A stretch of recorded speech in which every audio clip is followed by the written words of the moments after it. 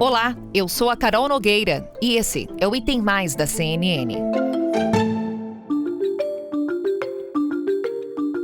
Bom, a gente começa com um assunto que ganhou destaque nos últimos dias. Pobreza menstrual, que é a falta de acesso ou dinheiro para comprar produtos de higiene ligados à menstruação. O presidente Jair Bolsonaro vetou o trecho de uma lei que previa a distribuição gratuita de absorventes para pessoas de baixa renda no Brasil. E a justificativa do Palácio do Planalto foi que a lei não indicava a fonte de custeio para a compra dos absorventes. O veto do presidente Jair Bolsonaro trouxe de volta a discussão sobre o tema pobreza menstrual e a importância da criação de políticas públicas que atendam pessoas de baixa renda.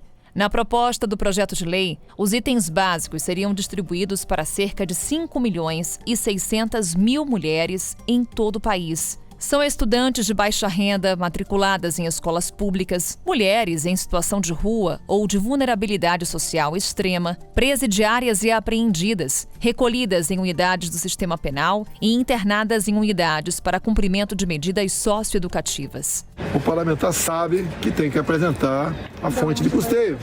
Quando não apresenta, se eu sanciono, eu estou em curso no artigo 85 da Constituição, crime de responsabilidade. Os cálculos do autor de um projeto, com o deputado do PT, se gastaria 80 milhões por ano com absorventes, 80 milhões. Fazendo as contas rapidamente, 80 milhões dividido por 12 dá 7 milhões por mês. Estou chutando aqui, 7 milhões por mês. Cada mulher teria 8 absorventes por mês. Você vai fazer as contas no final, ele diz lá no projeto que custaria para nós 1 centavo cada absorvente. E eu perguntei para ele, e a logística para distribuir no Brasil todo? Eu não tenho alternativa, eu sou obrigado a vetar. A decisão do presidente gerou reações negativas, inclusive no próprio Congresso, que já sinalizou que pretende derrubar o veto. O governo agora diz que vai trabalhar para viabilizar a medida, porém ainda não deu detalhes de como isso será feito.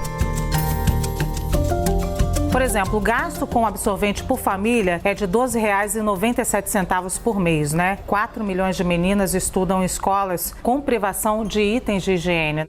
Qual que é o impacto, inclusive em termos legais, para essas mulheres? Estamos falando em direitos das mulheres. Para isso, a gente conversa com a Mariana Tripodi. Ela é advogada e CEO da Escola dos Direitos das Mulheres. Mariana, muito obrigada por nos atender. Bem-vinda ao Item Mais. Carol, muito obrigada pela oportunidade, pelo convite. Agradeço. Muito boa tarde a todos os ouvintes e vamos lá. Vamos lá. Para começar, então, o nosso bate-papo, Mariana, pobreza menstrual. O que é a pobreza menstrual para quem nos escuta nesse momento conseguir entender o que está em jogo nesse momento no Brasil? Sim, primeiramente eu acho importante as pessoas entenderem que estamos falando a nível de Brasil, né? Um país extremamente desigual em termos de sociedade, enfim, e que falamos de meninas e mulheres que não têm condições sequer de ter aí a sua saúde garantida pelo próprio Estado, porque não tem condições de acesso a esse tipo de absorventes, enfim. Então, por isso falamos em pobreza menstrual. Então, são vários direitos são violados dessas meninas e mulheres, porque elas até, inclusive, algumas delas, Carol, é importante destacar, utilizam aí pão, sabe? Miolo de pão para poder cuidar da sua menstruação quando elas estão nessa fase de ciclo menstrual. Então, essas meninas, elas acabam, inclusive, invadindo escolas, não tendo condições de participar da educação que o próprio Estado oferece por conta da pobreza menstrual, dessa desigualdade social que encontramos aí no nosso país. Quando a gente fala disso, da desigualdade, da necessidade do Estado prestar uma assistência a essas mulheres, quais direitos que o Estado viola ao não fornecer esse tipo de cuidado, de atenção a essas mulheres? São vários os direitos que estão sendo violados. O direito à saúde é um deles, principalmente o direito à saúde, né? Com um provável aumento aí de infecções, de outras doenças relacionadas ao ciclo menstrual, como eu disse, muitas meninas e mulheres utilizam, inclusive, o pão ali para poder se segurar, né? Quando este não é tratado adequadamente, né? Isso não é um tratamento adequado, o que traz também um custo muito maior ao sistema de saúde no longo prazo. Então, aí, os direitos econômicos também estão sendo desrespeitados, né? Porque a decisão amplia uma desigualdade de gênero muito grande. Em um país, a nível Brasil, que nós estamos falando, onde a pobreza está generalizada, Carol, as pessoas estão sem renda, sem emprego, milhões de mulheres, elas precisam, né, fazer uma escolha entre comer ou usar um absorvente, por exemplo, o que é uma aberração pensando no país como o nosso, que já foi uma das maiores economias do mundo até recentemente. recentemente. Outro direito atacado é o acesso à educação, porque, segundo próprios dados da Unesco, a falta de itens de higiene básica na rede pública de ensino, ela leva 1 a 4 meninas a faltarem às aulas durante a sua menstruação, o que leva a uma perda significativa de acesso ao conhecimento e dificuldades na formação, se formos levar em conta o número de faltas ao longo de todo o período escolar. E aí, por fim, Carol, eu destaco a violação do direito à dignidade humana, especialmente quando nós falamos de mulheres em condições de vulnerabilidade extrema, como essas aí que vivem em situação de rua e nos presídios, enfim.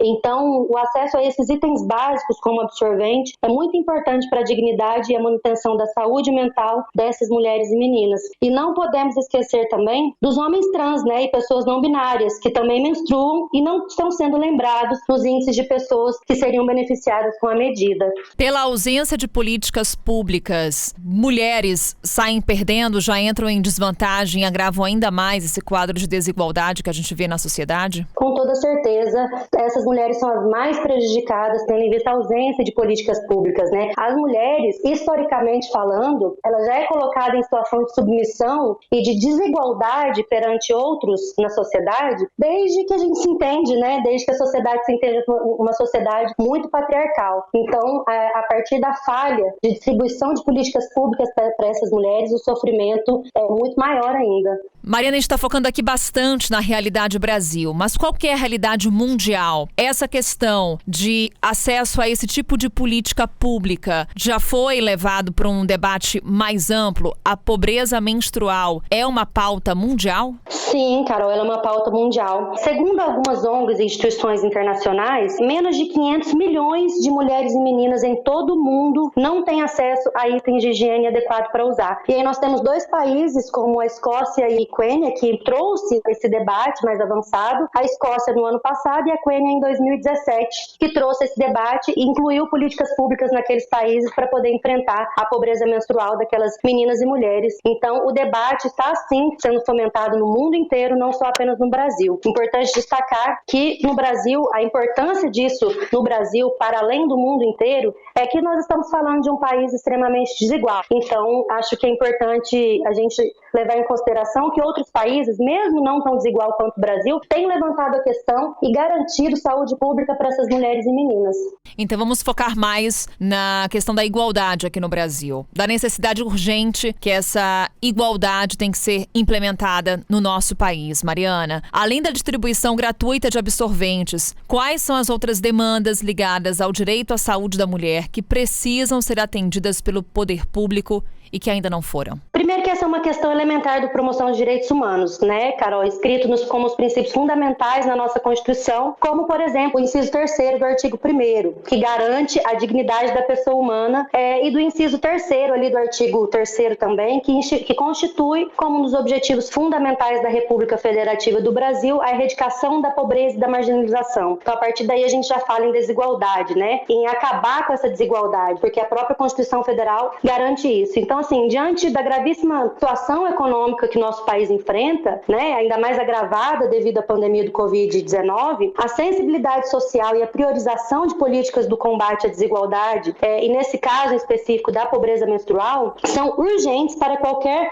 gestor público, seja a nível municipal, estadual ou a nível federal, Então, assim, sou até um desrespeito quando vemos que foram gastos milhões de reais de verba pública para organizações de viagens, por exemplo, e dizer que falta verba para esse tipo de ação tão importante. A gente já fala, então, de desigualdade a nível federal, sabe? Não está dando a devida importância diante de um orçamento também da União, estimado para 2021, que gira em torno de 4.325 trilhões de reais. Então, já parte a desigualdade, o não combate à desigualdade para poder pensar políticas públicas que atendam às demandas dessas mulheres lá a nível federal já, Então, a gente tem realmente um problema a ser resolvido por aí.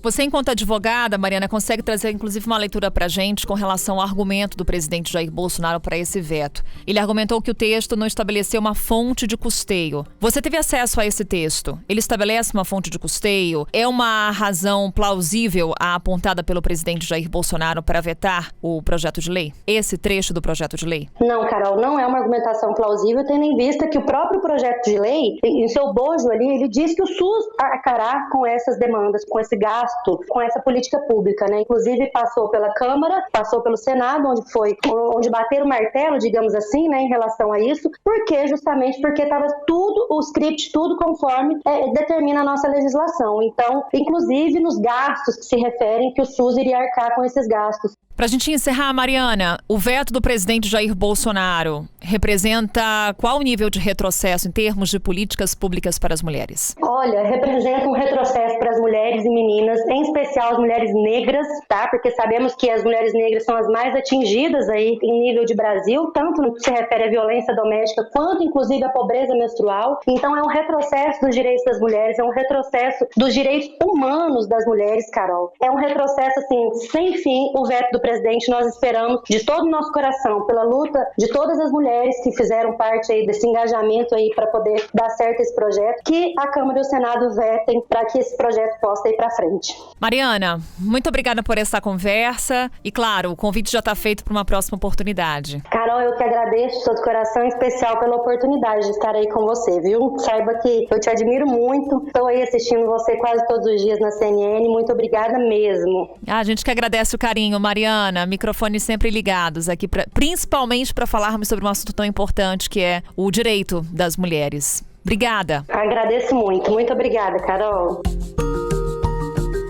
A Organização das Nações Unidas considera, desde 2014, o acesso à higiene menstrual um direito que deve ser tratado como uma questão de saúde pública e de direitos humanos. Diante da falta de condições para adquirir produtos de higiene menstrual, milhares de brasileiras acabam recorrendo a produtos inadequados, que trazem riscos à saúde. E é sobre isso que vamos falar agora, com a Larissa Cassiano. Ela é médica, ginecologista e obstetra. Doutora, muito obrigada por nos atender. Bem-vinda ao Item Mais. Muito obrigada pelo convite. Doutora, para começarmos essa nossa conversa, gostaria de focar nos cuidados que as mulheres têm que ter no período menstrual. Quais são eles, esses cuidados básicos, essenciais? Durante o período menstrual é muito importante que a mulher tenha condições de higiene adequadas, e higiene a gente considera tanto água quanto local adequado, local limpo, um local seguro, para que ela possa fazer a sua higiene com absorvente coletor, seja absorvente de tecido, seja absorvente descartável, mas que essas trocas sejam feitas algumas vezes durante o dia e em locais e condições adequadas. Como falamos há pouco, doutora, justamente pela falta de condições, muitas mulheres acabam recorrendo ao uso de materiais inadequados no período menstrual. E a gente pode citar aqui alguns exemplos.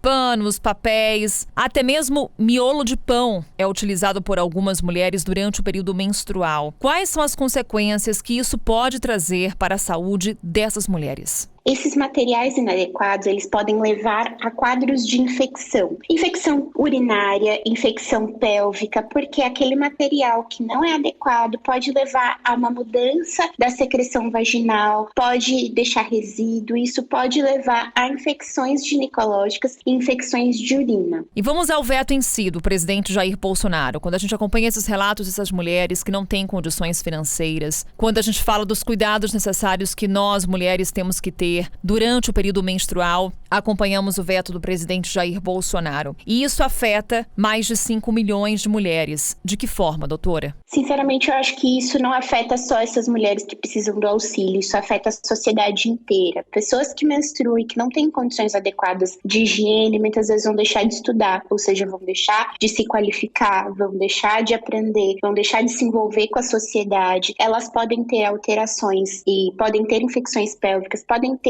alterações na saúde mental, quadros de ansiedade. Então não são só essas mulheres que são afetadas, toda a sociedade é afetada e tanto a saúde ginecológica quanto a saúde mental dessas pessoas podem ser afetadas. Então eu acho que existem várias medidas que nós podemos ter para facilitar esse acesso. É importante pensar que o Ministério da Saúde já distribui vários itens que não são considerados habituais. Preservativos são distribuídos, protetor solar, lubrificante íntimo, esses itens estão nos postos de saúde, são distribuídos sem que a pessoa precise de receita, sem que ela precise de nada, e nada disso passou por uma polêmica tão grande quanto o absorvente está passando agora. Então, acredito que facilitar o acesso, para que essas pessoas tenham acesso em banheiros públicos de alguns locais, para que a gente distribua com mais facilidade para mulheres que estão no sistema prisional, que a gente tenha locais nas escolas para que as pessoas possam pegar sem precisar solicitar, acredito que seja uma das formas, mas também implementar formas de educação corporal, para que as pessoas entendam o ciclo menstrual como algo natural. E aí a gente, de maneira geral, consegue distribuir com mais facilidade, porque também às vezes é difícil. Se a gente pensa numa mulher que está recebendo auxílio, muitas vezes por programas sociais, e que esse auxílio ele é dado em certos locais, às vezes ela se sente envergonhada em receber um absorvente, e às vezes a pessoa que doa tem uma certa vergonha de doar. Se a gente fala mais sobre isso, a gente populariza esse conhecimento corporal, com certeza a gente consegue mudar esse cenário. Esse veto presidencial, ele impacta muito, ele impacta na sociedade de maneira geral. Nós já temos diversos programas municipais que estão distribuindo, e eles não vão retroceder, espero que eles não retrocedam. Então, por que a gente não pode criar uma pauta de conversa, de entendimento para criar fundos? E também um outro ponto, para tentar abaixar o imposto sobre os absorventes, para tirar deles esse item de beleza, como se fosse um acessório e não como algo necessário. Então, acredito que tentar uma forma de reduzir os impostos também vai ajudar para que mais pessoas tenham acesso. Obrigada, doutora. Até uma próxima oportunidade. Muito obrigada, eu que agradeço o convite. E assim a gente encerra o Item Mais de hoje. A gente se vê amanhã. Tchau.